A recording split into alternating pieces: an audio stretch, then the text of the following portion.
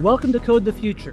With me today are two of the world's foremost automotive audio experts, John Pellicio, Global Product Marketing Director at QNX, and Andreas Ehret, Senior Director, Automotive at Dolby Atmos. John, Andreas, welcome to the program.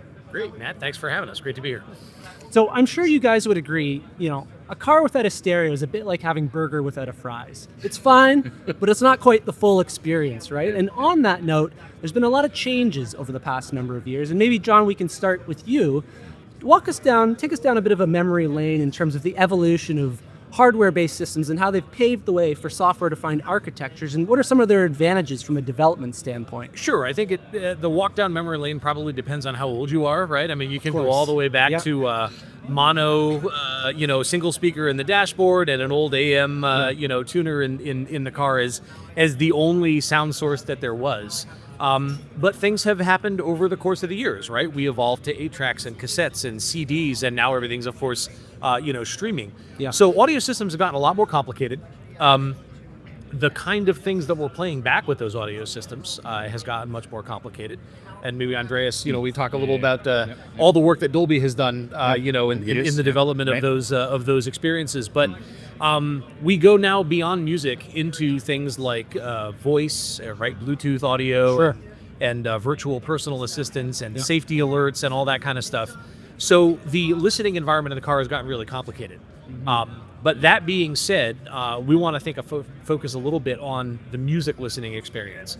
As you said, there's nothing quite like having your favorite song come on when you're on a great drive, country road, windows down. There you go. Right? You turn it up, and we need to make sure that the hardware and the software that are being created to support that playback experience are doing everything that they should be doing.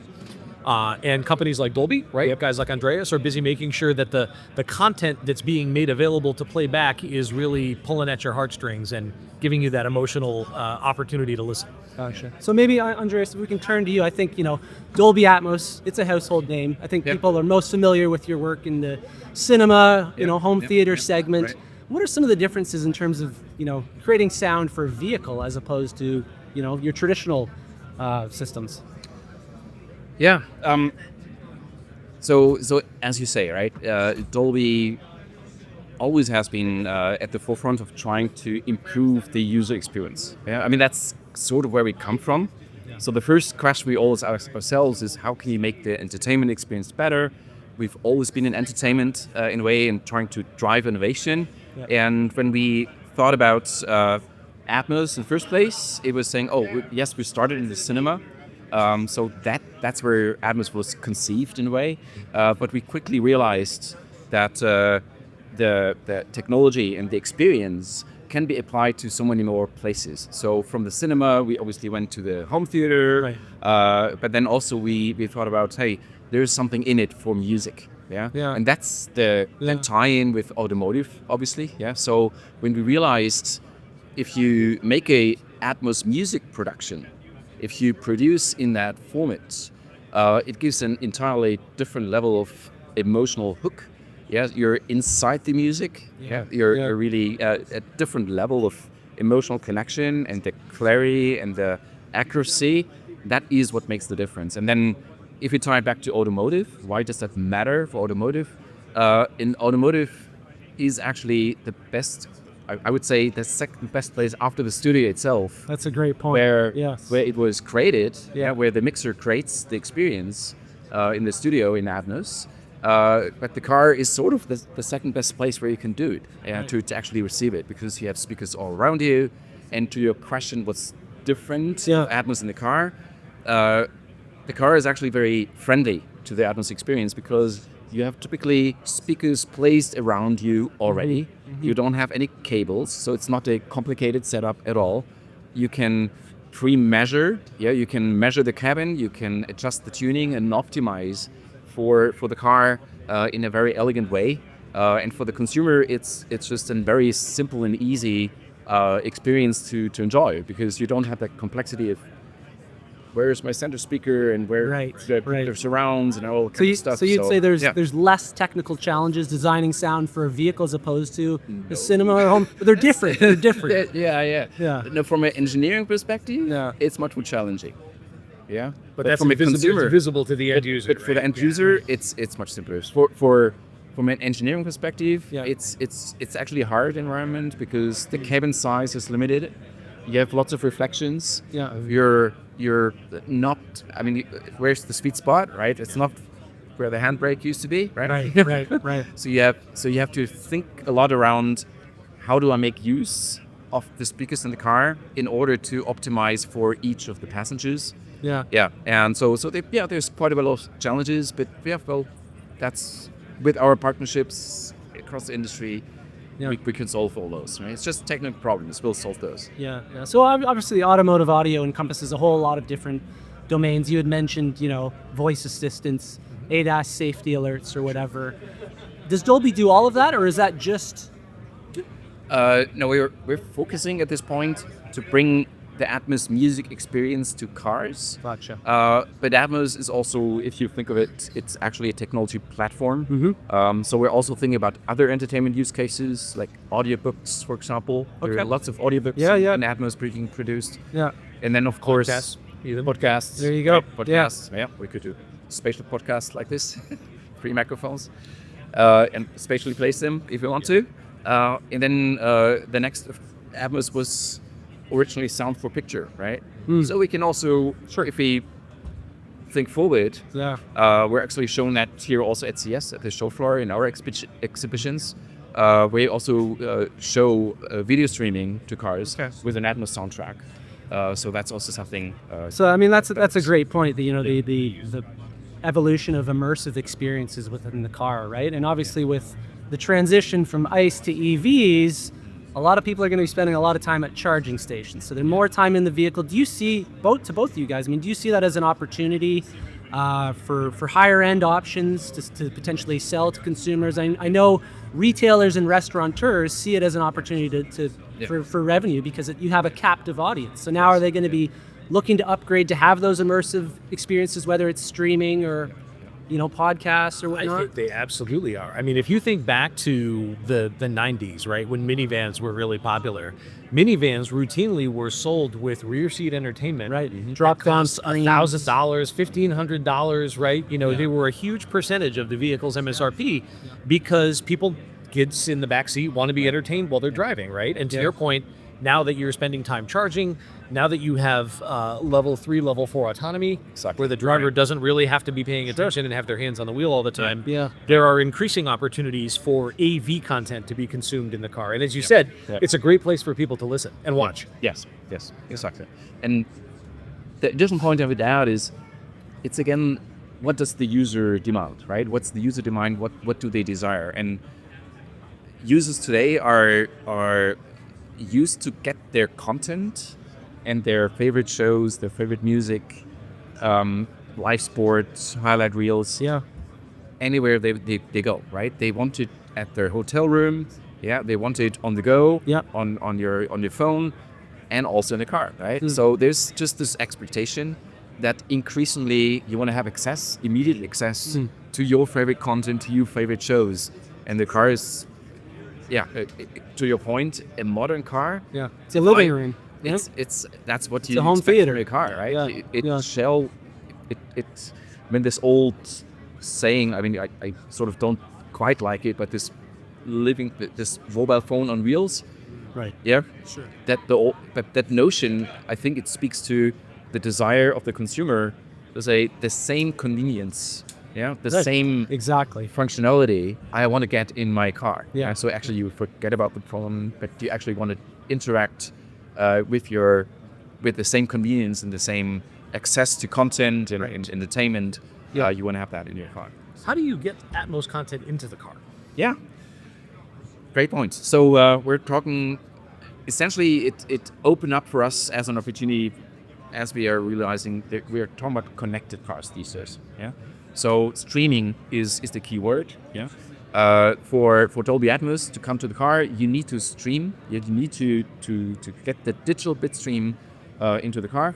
And in the car, there's the Atmos decoder and the Atmos renderer to then connect it to the physical system with the speakers and the amplifier and the speakers.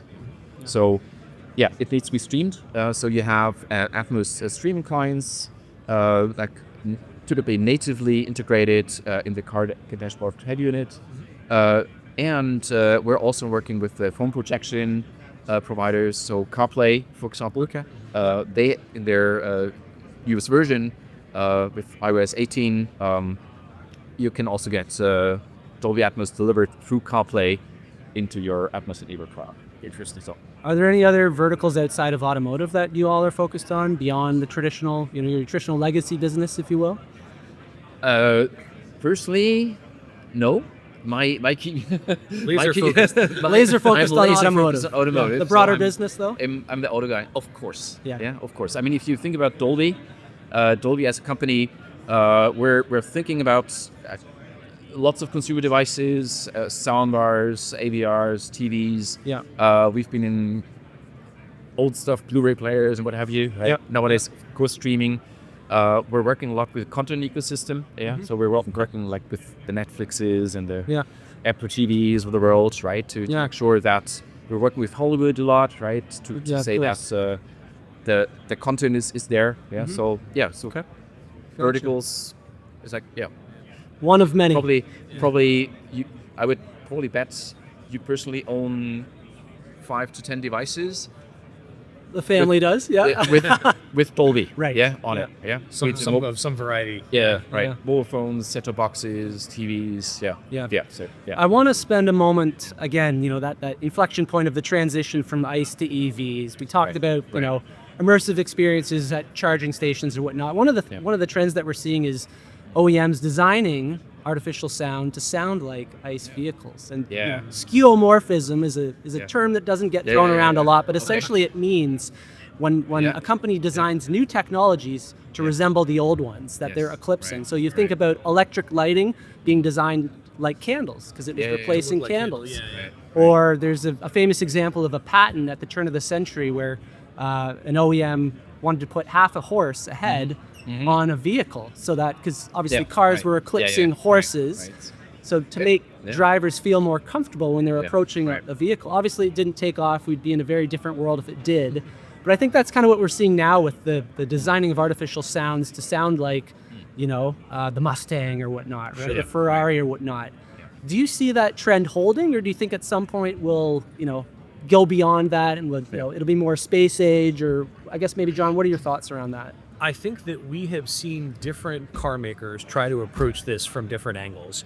And I think it's important to clarify, right, that QNX is not doing the sound design. We're giving the car maker the palette or the capability with which to do the sound design.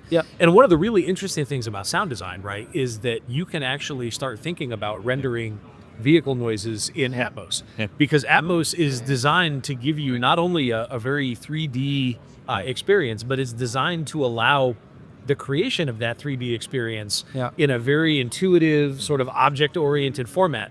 So if you want the sound of an exhaust because you're trying to make your car sound like a 65 Shelby Cobra, and you need that to come from behind you on the left and behind you on the right, Atmos has your back, right? They'll know exactly how to be able to render it that way. So you really get the opportunity to make sounds spatially as realistic as you want them to be. As to whether, every vehicle needs to sound like an internal combustion vehicle or whether it's going to sound like an F-14 taking off or a Jetson, Starship or something. I think it's kind of up to the imagination of the OEMs. I know a lot of car makers are starting to work with fairly well-regarded recording artists. Of course, Philip Glass, or Jean-Michel Jarre, or Hans Zimmer, to be able to guide them in terms of what they believe the pleasing creation of these things will be. And I think it's the role of providers like Dolby and platform enablers like QNX to give the OEM the running room that they need and the tools that they need to be as creative as they want. Exactly. And exactly to your point, I think the key word here is personalization in a way, right? Because is it a trend? And is it something that's going to stick? I don't know. But the point is, I think there's different flavors here, right? So you may prefer this, you may prefer that. I may like a spaceship sound. There's options. And I think the technology, the platforms allow for doing that. Yeah, and I think that's maybe the difference. So if you personally, I probably would find it awkward for my EV to sound like if you're a real petrol head, Right. it's like it's awkward, right? Yeah. But that's just me, right? Yeah. So I like, if I drive my EV, I like You want it to sound like an EV. I like actually that the motor noise is not there, and I get more from my entertainment system. Yeah, sometimes I like the quiet, sometimes I like the additional, let's say, clarity and less masking noise. Yeah. But then there's also very interesting things coming up, as you say, music artists. Yeah, that you actually get a new experience where the car reacts to your driving, and the music may change with that. Right? So there have also been like new approaches like that. I love it. I tried those things. Super interesting stuff, right? So we started the conversation talking about, taking a walk down memory lane, looking back at history. Take me forward into history. Right. Maybe not into history, but into the future. Yeah. 10 years from now, what does the average vehicle out there look like from a sound experience perspective? Okay. So the future probably is a fully autonomous driving car. It's the car cabin. You order a car cabin, maybe not your private car. It's a car cabin you order. Yeah. You get in. The car recognizes you, or the cabin recognizes you. Yeah. Gives you your favorite content. It's probably an extension from what you just listened to in the morning, right? Yep. Continues, gives you your choices, gives you access to your content, and you can sit anywhere, right? Yeah. So Sounds great. Love it. that's what I would imagine. Yeah. It knows what you're up for. It knows, you're gonna have a 1 hour drive, so I'll make you a smart suggestion. Yeah. Yeah, and just continue the series that you've been watching yesterday, or maybe it knows I'm going to work and I need to prepare my meetings. Yeah. Or I have whatever your situation is. So it will. Yeah. I love it. So on that, I mean, what's your go-to, both of you guys, what's your go-to artist for getting the full Dolby Atmos experience within the vehicle? Any favorites come to mind? You go All first. right. I have one, but I want to hear yours. All right. Yeah. It probably changes with time and day and mood. Yes, of course. But what instantly comes to mind, I would probably go to Phineas. Not familiar. No. German band? No. Phineas, It's the brother of Billie Billie Eilish. Eilish's Oh, brother. okay. Yeah. Oh, yes. So Yeah. this genius, Yes. who and he has a couple of really nice tracks, also done in Atmos. Okay. Optimist, like right recommendation, and the other one that probably comes to mind, or I'm playing quite often, is PJ Gabriel. I'm like, yeah. It's like, I mean, that grew up with him, right? Yeah. For years. Yeah. And it was just amazing to see his latest I.O. album, and it's just amazing. Just very beautiful music and very beautiful sound. I'm somewhat spoiled in this regard because I've had the opportunity to work with Dolby over the years and been exposed to some of the work that Universal Music Group, for example, is doing on the content creation side. Yeah. And I think I have to say that I fall myself into two schools of thought. There is an amazement for me in the people who are busy recreating iconic old albums and re-recording albums. Yeah. Right. So Greg Penny did this first with Rocket Man, right? And Elton John back in 2015 or so. And the ability to take an iconic song that everybody on Earth knows every second of, and be able to recreate it in this new medium where you're using all three dimensions, blows my mind, right? So there are some old favorites out there like Dire Straits, Brothers in Arms. Kevin Reeves just got done redoing Slippery When Wet, right? Bon Jovi's, famous, nothing but bangers on that album, right? It's a great Mitchell, re-release. Yep. So there's a tremendous amount of respect for the old icons that have been remastered in 3D. But to your point, there are a number of artists who are doing new tracks from the get-go, mastered with Atmos as part of their creative tool set. Phineas is certainly in there. I think Tiesto has a great track called Boom that we use for a lot of demos. And there are artists that are really taking hold of Atmos as a creative medium, and they sound amazing in the car. To the point that Andreas had made earlier, it really is one of the best places you can listen to music. And so that's why we're so focused in the development of things like QNX Sound to be able to work with world-class providers of content and formats like Dolby, and be able to give OEMs the opportunity to offer those to their end users to really just amp up the driving experience. Guys, some fantastic recommendations, no shortage of hits Yeah. to populate a long road trip. You've given me some great ideas. So thank you once again for taking the time to sit down with us today. Absolutely. Appreciate No, it. it's been a real pleasure here. Great.